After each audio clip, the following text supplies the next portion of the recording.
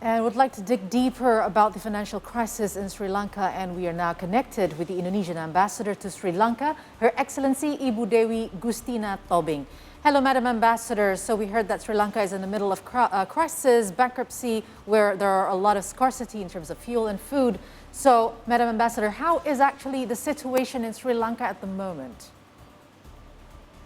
Well, the situation of economic crisis actually happened, let's say, in March this year, and it's getting worse because of the scarcity of foreign currency by the government. So it makes them very, very difficult to import the basic essential needs like gas, volume, as well as food. So the situation now, as just announced by Prime Minister Ranil on the 22nd of June, that Sri Lanka now in a totally bankrupt. So people queuing many places, especially to find the gas as well as the petroleum, and also there are some lack of medicine at the moment in the country. Right. So, Ambassador, this is Ahir speaking. So, how about the situation in embassy and Indonesian nationality there? Madam Ambassador, we've heard that Indonesian nationals in Sri Lanka have agreed right now to not evacuate the country. So, please, could you please explain more about this? It's very true. I already have a meeting with them on 2 days ago on Sunday in order to discuss how the effect of this economic crisis to our community. So there are about 100 of Indonesian citizens coming here to the embassy, and some of them joined through the virtual through Zoom. So we have a discussion, a very comprehensive discussion about the crisis, the economic crisis in Sri Lanka. At first, I also give them and brief them about the macroeconomy of Sri Lanka and the situation of the economy of Sri Lanka as well. And at the same time, I also tell them that my embassy, me and my team monitoring all the development here in Sri Lanka, in which will may affect our people, Indonesian people. Why we don't prioritize the evacuation at this time? Basically, the basic need, food, the essential food, is still available. Because India, as the close neighbor, they help a lot by giving credit line. So even now, some food also is still on the way to come to Sri Lanka, imported from India. So that's really actually released to some uh, situation about the essential food. But of course, it also affect about the price. Price jumping very massively, so it's very also difficult to many people in Sri Lanka to afford the essential food. But at the same time, I'm trying to communicate with our people how the situation, and most of them still can cope with the situation with the price increase. Even they also still patient in any need to go on the gas and petroleum as well. So the basic important thing for me as an ambassador, ensure our people have food. That's very, very important. Yep, that's I true. check them, and most of them okay. A few of them have a plea to help. That's I ask my staff to help and to give some kind of food or some kind of necessity that they need in order to make sure they are fine. So, I mean, we try to monitor our Indonesian people and still okay at this time. And even not only the assessment from the embassy, it's also the consideration of our Indonesian people. That's why we can say that they agree with us. There is no need at this time to evacuate. Right. It is interesting yet worrying to hear the story about this current situation in Sri Lanka, particularly for Indonesian people. So, Madam Ambassador, we would like to know more. Maybe during the monitoring session with Indonesian people, there are some, let's say, appealing stories about how they have to survive day by day.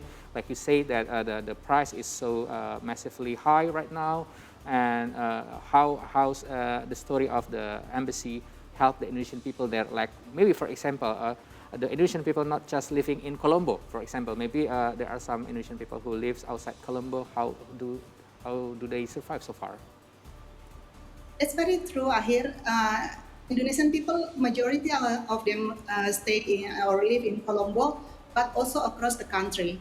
So the problem is not only people in Colombo, but also even in some areas outside of the city. So for that, for the people in the city, we give the assistance by giving the rice and all the basic needs for them to be able consume it within 1 month. But for those outside of Colombo, we just transfer money and we send money to them for them to buy. Because if we send it from here, it's also very difficult because transportation cost is very high and even the petroleum also is not available. Try to find it in that way. Right. So while we spoke about the Indonesian nationals, we heard that there are about 500 Indonesian nationals in Sri Lanka. What are their status there, Madam Ambassador? Are they workers, students, or perhaps married to Sri Lankan? And we heard actually before this that there is a call for evacuation for all the Indonesian nationals.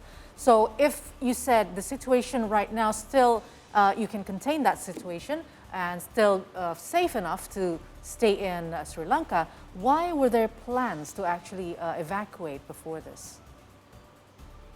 Actually, that's only a standard of operation. When something happens in the country, it's not normal situation. We have to make sure we have make a plan. So in a way that it could reach to the very critical time, we are ready.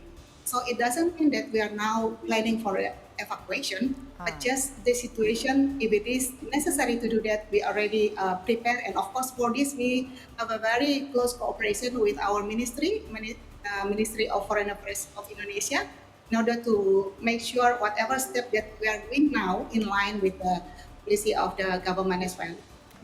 And what about the status of the Indonesian nationals over there, Madam Ambassador? Yeah, well, many of them are workers actually in the hospitality as well as in the construction, and some of them are only a few students at this time. I think I know only 2 students. Many, of course, the member of the embassy and the family, as well as the mixed marriage, those who married with Sri Lankan. Right. So, Madam Ambassador, you've mentioned before about the parameter of a critical time that it will be like a measurement for the embassy for taking the next decision related to the situation in Sri Lanka. So, maybe could you please elaborate for us what is the critical parameter for you to take action, the next action regarding to the latest situation there? Well, we categorize at this time about siaga, about awareness about from stage 1 until 4 to 1 actually. There are 4 steps that we are preparing at this time. First, this is crisis but still okay with our people. So in that case, there is no effect for the people, but there is a crisis. The 3 step, when the crisis happen and it affect of our people. And for this time, this is what we call step 3, in which our people, some of them affected. So we help them. Most of them, no problem. And then second stage, when it's happen, difficulties in having the basic needs, especially the food. And of course, the final one, when it's very critical for them, not available anything, it's very important also to do the evacuation. But of course, in the second step, we already consider what step that we are doing actually prepare for any worst scenario. So we call at the third stage actually. Yeah. So, Madam, is there any estimation on, in terms of period, how long that this financial crisis will affect Sri Lanka, and what steps have been taken by the Sri Lankan government to resolve the situation? Well, Sri Lankan government try to find the solution to have the assistance to the IMF, as also mentioned before. But of course, this needs some process. They already do this since March, and actually the calculation will be about 6 months or 7 or 8 months. So that's why we consider the IMF hopefully could be resolved or disburse the fund by 4 to 5 months. That is our expectation. According our monitoring on the discussion between the government of Sri Lanka with the IMF. All right. All right. So, Madam Ambassador, maybe our last question for this time. Maybe you want to convey some messages, particularly for the family of the Indonesian people there in Colombo or around in Sri Lanka, to their family here in Indonesia. Thank you for the family in Indonesia. As I mentioned, what we observe, we monitor at this time, the basic needs still okay, still available, and we also monitor and have a very close connection with our people, our community through the WhatsApp group in order to ensure they are fine. So hopefully, so far it's okay. So I would like also to say to the family to don't feel to worry about them. Hopefully, everything will be okay, and hopefully, also the government could solve this crisis in the near future. Of course, they also need the support the international community from many countries, because besides this, they also plea for the assistance from all over the world. And Indonesia already give assistance on pharmaceutical products in March, the value of $1.6 million. We already sent it through the contribution of pharmaceutical companies in Indonesia. All right, Her Excellency Dewi Sri Tobing, Indonesian Ambassador for Sri Lanka, thank you so much for sharing with us, and we do hope that you stay safe and all the crises there could be solved soon. Thank you, Alia. Thank you, Ahir. Thank you, Madam Ambassador.